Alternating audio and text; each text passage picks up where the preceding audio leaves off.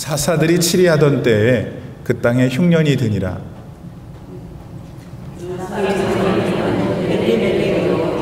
그의 아내의 이름은 나오미요 그의 두 아들의 이름은 말론과 기련이니 유다 베들레헴 에브라 사람이더라. 그들이 모압 지방에 들어가서 거기 살더니 나오미의 남편 엘리멜렉이 죽고 나오미와 그의 두 아들이 남았으며 그들은 모압 여자 중에서 그들의 아내를 맞이하였는데 하나의 이름은 오르바요 하나의 이름은 루시더라. 그들이 거기에 거주한 지 10년쯤에 말론과 기럨 두 사람이 다 죽고 그 여인은 두 아들과 남편의 뒤에 남았더라. 아멘. 하나님의 말씀입니다.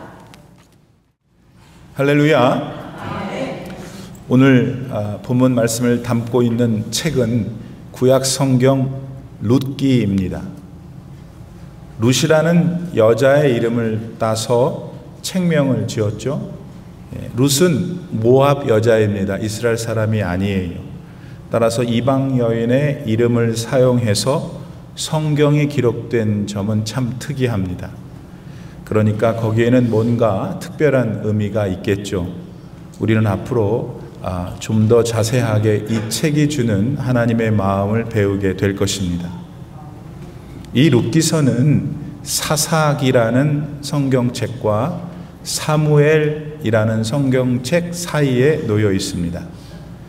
이거는 이스라엘의 초대 왕이었던 사울이 하나님께 임명받고 이스라엘을 다스리기 전 그 324년 동안 있었던 어떤 사건들이 많았는데 그 중에 한 사건을 말해주고 있습니다.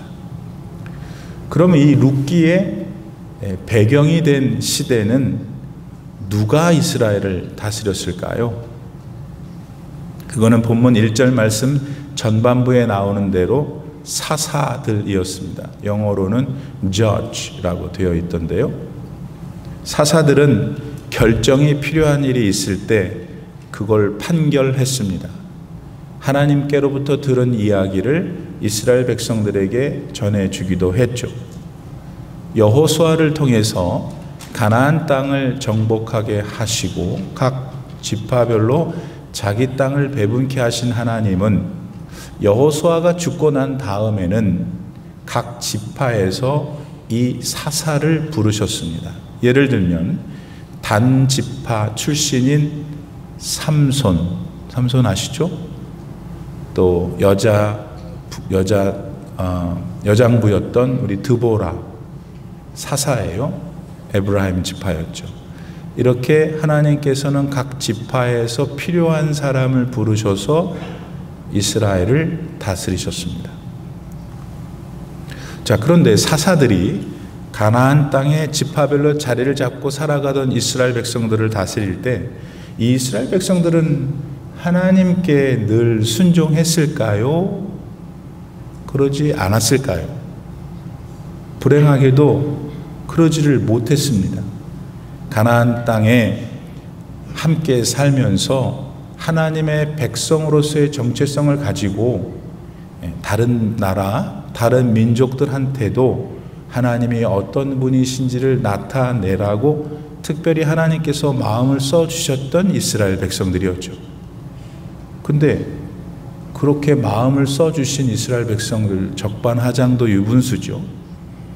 이 이스라엘 백성들은 오히려 가나안 땅에 터를 잡고 살면서 하나님이 아니라 가나안 사람들이 섬겼던 우상들을 더 섬겼습니다.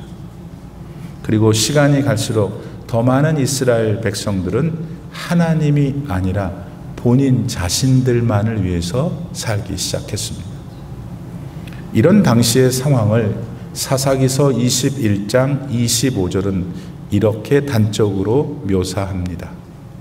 그때에 이스라엘의 왕이 없으므로 사람이 각기 자기의 소견에 옳은 대로 행하였더라. 바로 이 이유 때문에 하나님께서는 이스라엘을 향해 여러 가지 조치들을 취하셨습니다. 그중 하나가 잘못된 길에서 벗어나서 돌아올 수 있도록 일종의 징계를 내리시는 것이었는데, 오늘 본문 1절 말씀에 보니까 유대아 베들레헴 사람 엘리멜렉이 모압으로 이사를 갔습니다. 근데 그 이유가 뭐였냐면 이스라엘에 임한 흉년 때문이었어요. 그런데 당시 이스라엘에 임했던 흉년은 앞뒤 정황을 살펴볼 때 하나님께서 이스라엘한테 내리신 징계였어요. 하나님께서는 성경 여러 곳에서 그분의 백성들을 징계하실 때 이 흉년을 사용하시곤 하셨죠. 그리고 자기가 그렇게 하시겠다고 미리 말씀해 주시기도 하셨고요. 레위기서 26장 19절 말씀을 보면 이렇게 하나님이 교훈하셔요. 내가 너희의 세력으로 말미암은 교만을 꺾고 너희의 하늘을 철과 같게 하며 너희 땅을 놋과 같게 하리니, 하늘을 철로 만들고 땅을 놋으로 만들면 어쩌자는 거예요. 아무것도 먹을 것을 만들 수 없다는 뜻이잖아요. 그러니까 당시 엘리멜렉이 자기 부인과 두 아들을 데리고 그것도 이방인의 땅 모압으로 간 거는 하나님 징계를 피해 도망간 겁니다. 물론 인간적으로 생각해보면 가족들이 굶지 않도록 조치를 취한 가장의 책임감이라고 볼 수도 있겠죠. 그러나 더 많은 이스라엘 사람들은 엘리멜렉과 같이 행동하지 않았어요. 그 결정적인 이유가 있는데, 그래도 우리가 살고 있는 이 가나안의 땅은 그 많은 세월 속에서 하나님이 우리한테 배분해 주신 땅 아니냐.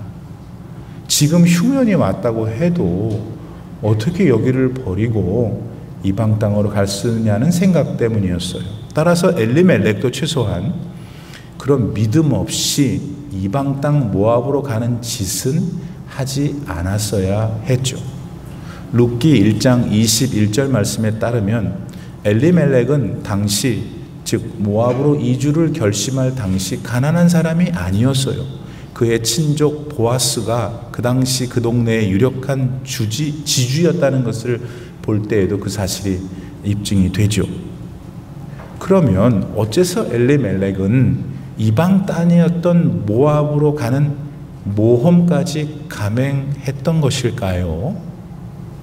그거는 하나님을 향한 그의 믿음이 그때 많이 흔들리고 있었기 때문입니다. 하나님의 백성으로서 하나님과 더불어 교제하며 살아야 했던 신자의 삶보다는 눈에 보이는 현실의 삶에 그만 굴복해버리고 만 것이 그였습니다. 보세요.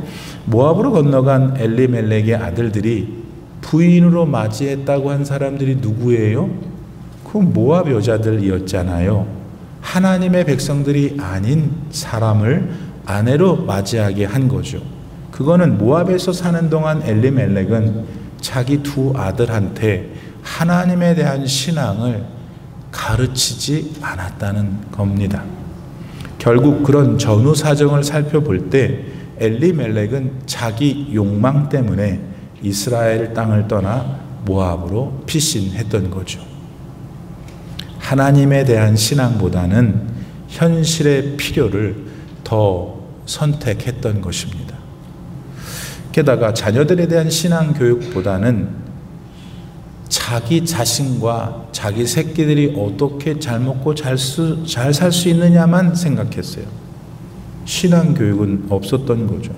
그러니까 아버지가 하나님을 그렇게 가볍게 여기는데 어떻게 아들들이 제대로 하나님을 섬길 수 있었겠어요? 자, 좋아요. 그러면 엘리멜렉이 그렇게 해서 선택했다면 그 선택의 결과가 무엇이었느냐 하는 거예요. 그건 참혹한 불행이었어요. 본인이 죽었거든요. 잘 살아보려고 갔는데 본인이 뭔 이유인지는 모르지만 죽었어요. 뿐만 아니라 그의 두 아들들, 귀한 두 아들들이 모두 다 10년 상간에 다 죽고 마는 한 인간의 삶에 있어서 가장 불행한 일을 겪게 된 것이 그 결과였어요. 자, 여러분, 이런 엘리멜렉이라고 하는 한 인생을 보면서 지금 여러분은 무엇을 생각하게 되십니까? 우리 하나님께서는 왜 이 엘리멜렉이라고 하는 인생에 대한 일화를 오늘 우리에게 지금 듣게 하고 계시는 걸까요? 여러분, 비록 엘리멜렉이 하나님의 뜻을 거스리고 자기 판단에 따른 삶을 살았다 하더라도 하나님을 모르거나 부인한 사람이 아니었다는 것은 생각하셔야 합니다.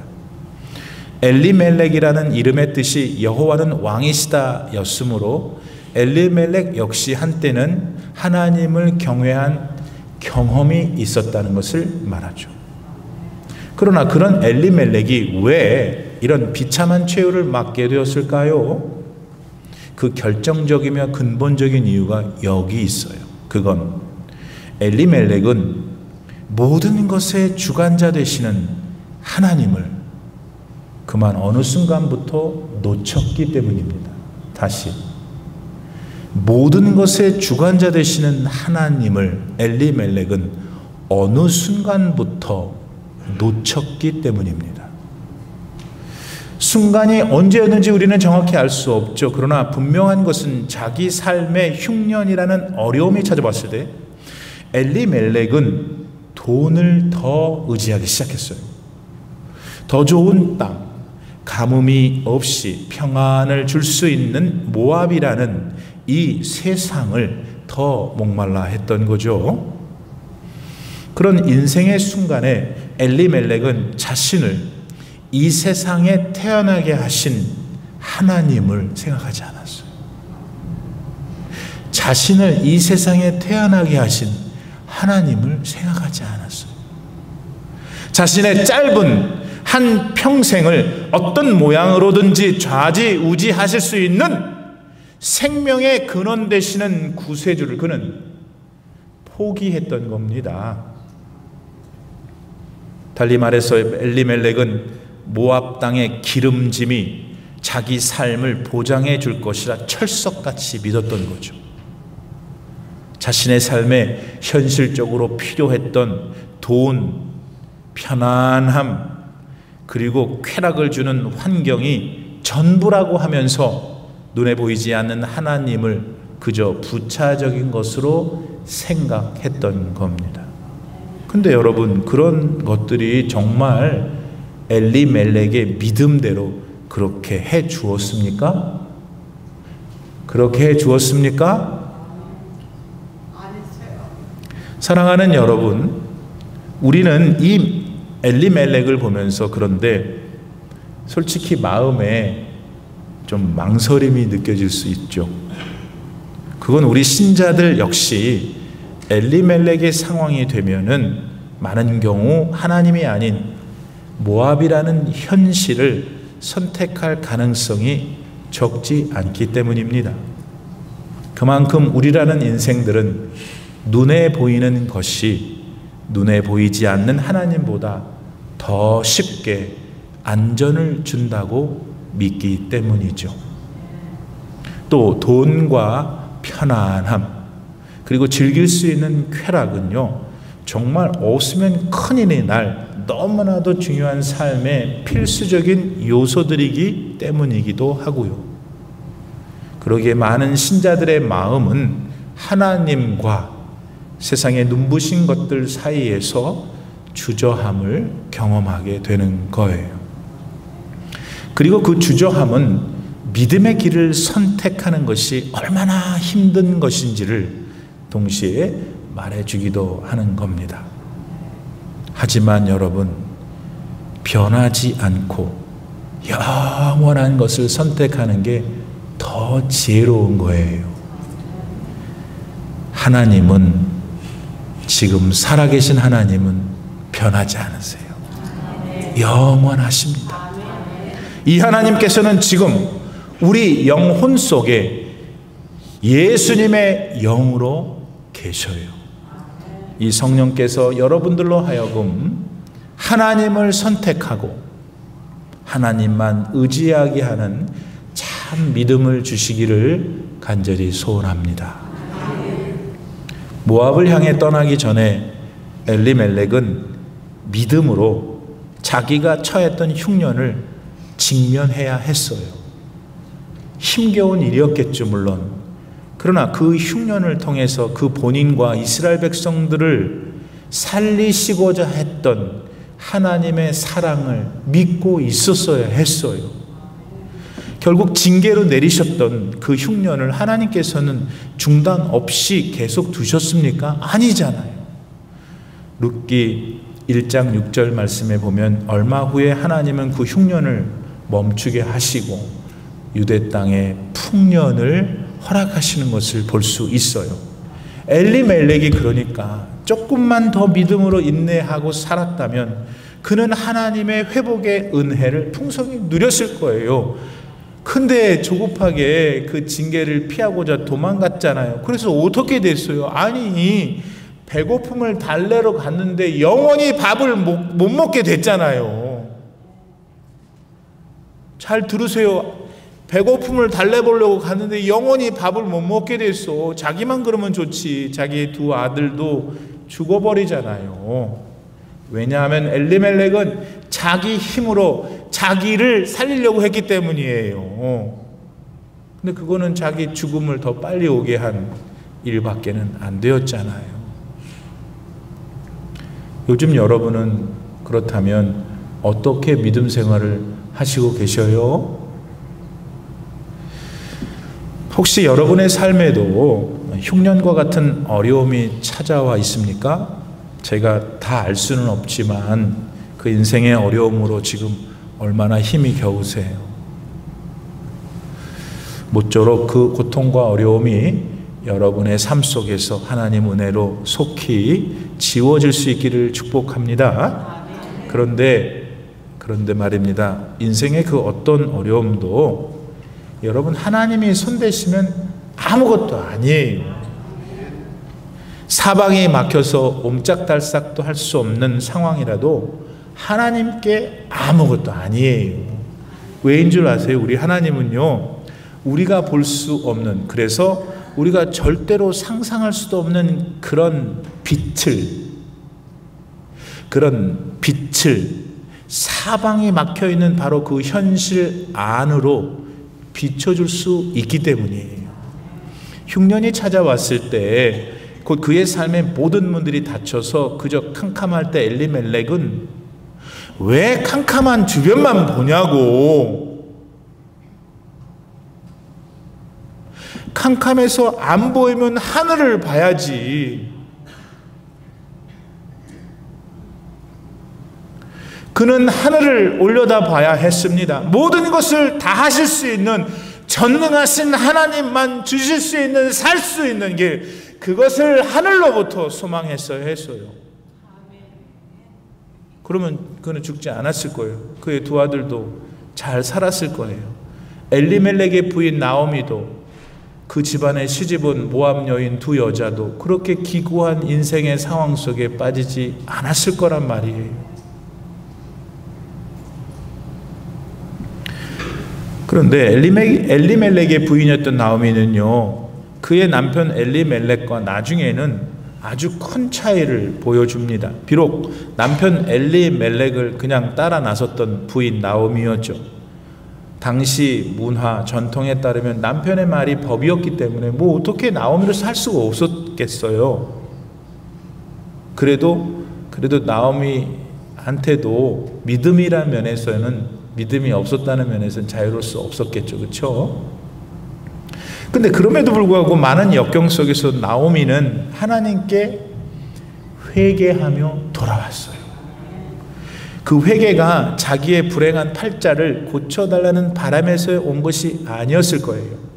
베들레헴 고향을 떠나서 10년 만에 이방인 며느리 하나 쪼로록 데리고 거지 몰골로 돌아온 그녀한테 뭐 그런 소망이 얼마나 사치였겠어요.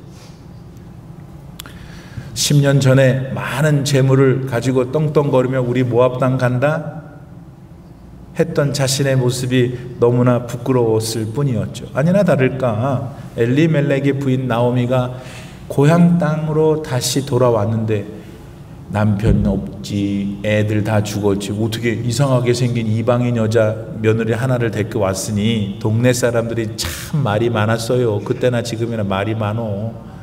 아이고 어떻게 됐어, 동정하는 말이었을 수도 있고, 그 안에는 고소하다 이놈아, 네가 10년 전에 우리를 버리고 가더니 하는 비아냥도 있었겠죠. 근데 중요한 것은 회개하고 돌아온 나오미를 하나님만은 그냥 두시지 않았다는 것을 반드시 기억하셔야 해요. 누가복음 15장에 나오는 탕자, 아버지한테 돌아왔을 때 우리가 보니까 얼마나 큰 은혜를 누렸어요. 나오미는 그 은혜를 하나님으로부터 받은 거예요. 자격도 없는 주제에. 어떤 은혜를 받았는데요? 아니, 나오미 후손에 다윗 왕이 나오는 거야. 그것으로 그치는 게 아니잖아요. 다윗의 후손으로 우리 구주 예수님이 오셨잖아요. 그러니까 나오미가 어떻게 계산해 보면은 우리 예수님 할머니가 되는 거예요. 여러분, 나오미는 틀림없이 믿음이 없었던 엘리멜렉의 부인이었습니다. 어떻게 보면 엘리멜렉과 공모자였던 그녀였죠. 그런데 어떻게 그런 여자한테 다윗 왕이 나오냐고, 어떻게 그런 여자한테 예수님이 나오시냐고요. 근데 실제로 그렇게 됐어요. 왜? 하나님이 그렇게 하셨으니까. 왜? 돌아왔으니까. 잘못했다고 돌아왔으니까. 내가 하나님밖에 없는데 너무 까불었어요. 하나님 앞에 돌아왔어요. 그러니 하나님 어떻게 하시는 거 보세요. 이놈아, 어떻게 그런 말씀 안 하시잖아요. 그러니까 여러분들 돌아오세요. 오늘 이 시간에 회개하고 하나님 앞에 바르게 살려고 할 때 하나님께서는 나오미에게 은혜를 베푸셨습니다. 사방이 막혀서 이제 죽을 순간만 기다렸던 나오미한테 생명을 주신 분이 하나님, 나오미로서는 죽었다 깨나도 상상할 수도 없는 놀라운 축복을 주신 분이 하나님이십니다. 그런데 이 하나님이 지금 여러분 안에 계시는 성령님이시잖아요. 그러므로 힘든 인생의 어려움이 지금 있더라도 무작정 세상으로만 가려고 하지 마셔요. 이제 그만하셔요. 그거는 이제는 교회로 와야지. 아무도 없는 새벽에 문이 안 열려 있으면 차 안에 와서 기도를 하셔야죠. 그게 살 길이고 그것이 은혜를 받는, 하나님을 찾는 길만이 승리할 수 있는 길이에요. 그러니 어려움이 있어도 이제 세상 그만 가시고 하나님을 기억하셔요. 그리고 믿음으로 하나님께 돌아가셔요. 그러면 역사가 일어납니다. 엘리멜렉은 흉년을 겪고 있던 당시 같이 살고 있었던 이웃들과 함께 하나님의 사랑을 어려운 중이지만 나누고 지냈어야 돼. 모학하지 말고. 여러분도 지금 어디 갈 생각하지 말고 어려움을 겪고 있는 교우들 옆에서 그분들을 도우세요. 또 그분들의 도움을 받으세요. 그게 교회예요. 그게 하나님이 우리에게 지금 원하시는 거예요. 잊지 마세요. 세상에 사니까 아무래도 세상 것들이 우리 너무 필요하고 기묘하고 절실해요. 그러나 모든 것을 주시는 하나님, 그 다음 들으세요. 모든 것을 일시에 다 거두어 가실 수 있는 하나님, 요 하나님하고 도대체 뭘 가지고 세상 것과 바꿀 수 있겠어요? 이제 우리는 9월을 맞게 되었습니다. 어려웠던 지난 8개월이었습니다. 아마 또 어려움이 지속될 수 있겠죠. 그러나 살아계신 창조주 하나님이 나와 함께 계시면 문제 없습니다. 따라해 보세요. 마스크 썼어도 문제 없습니다. 믿음대로 될지어다. 살아계신 하나님이 나와 함께 하시면 문제 없어요. 이 땅에서의 우리의 삶을 인도하시고 계시고, 하나님께서 지금 영생의 나라로 우리를 지금 인도하시는 예수님이 나와 함께 하시면 남은 올해 4개월 문제 없어요. 그러므로 모든 것에 주관되신 하나님, 그분을 더 단단히 언제? 지금 붙드세요. 그리고 같은 믿음을 허락하셔서 인생 한 번밖에 못 사는데, 다른 교회도 많은데, 다른 인간들도 많은데, 옆에 있는, 미안합니다, 인간을 나한테 주셨잖아요. 여러분, 그 사람 무시하면 안 돼요. 그분이, 하나님이 당신한테 준 인생의 최고의 선물이에요. 한번 선물 좀 쳐다보세요. 한번. 얼마나 예뻐요. 얼마나 멋있어요. 아이고 참, 그렇게 생각해. 아니, 그게 사실이에요. 예, 이분들을 사랑해드리고 섬겨드리고 축복하고, 이 목사님이 아무래도 축복하면 더 멋지죠. 근데 성경적으로 보면 이 하나님의 백성들끼리 서로 축복할 수 있대요. 근데 또 내 앞에서 막 손들고 축복하고 하지 말고 이렇게 축복을 해야 돼요. 그래서 교회 오면 저 사람이 날 축복하고 저 사람이 축복하고 얼마나 좋아요. 나도 축복해 줄 수 있다는 거 몰랐죠. 그러니까 어떻게든지 막 반찬만 가져가려고 하지 말고 축복을 해주시라고. 축복을. 새로운 사람도 축복. 너무나 또 쫓아다니면서 호구조사하지 말고. 새로운 사람 그런 걸 싫어해요. 아, 반갑습니다. 아, 예쁘게 생겼네요. 멋지네요. 끝. 진심으로. 그 다음, 그러면서 각자, 인생은 혼자 사는 거라고 그랬어요. 인생은 혼자 사는 거예요. 많이 있어도 결국 자기 혼자 90% 혼자 생각하고 살잖아요. 하루 맨날 혼자 생각하면서 사는데, 자기에게 주어진 하나님이 주신 일이 있어요. 다 누구나 그걸 맨날 생각해야 되는 거예요. 바빠요, 인생이라는 게. 하나님이 주신 일을 교회 바깥에도 하시고 교회 오셔도 하시고, 그러니까 교회 가면 너무 좋고 교회 바깥에 가면 너무 좋고, 그러니까 인생이 좋은 것이죠. 엘리멜렉처럼 그릇된 선택하지 마시고 지금 이 시간 우리 주 예수 그리스도를 붙드시서, 하나님 내 남은 생 책임지시어요. 난 갑니다. 그렇게 가서 옆에 사람들이 볼 때도 참 부러운 인생, 축복받은 인생들 다 되는 여러분 되기를 바랍니다. 기도합시다. 하나님 감사합니다.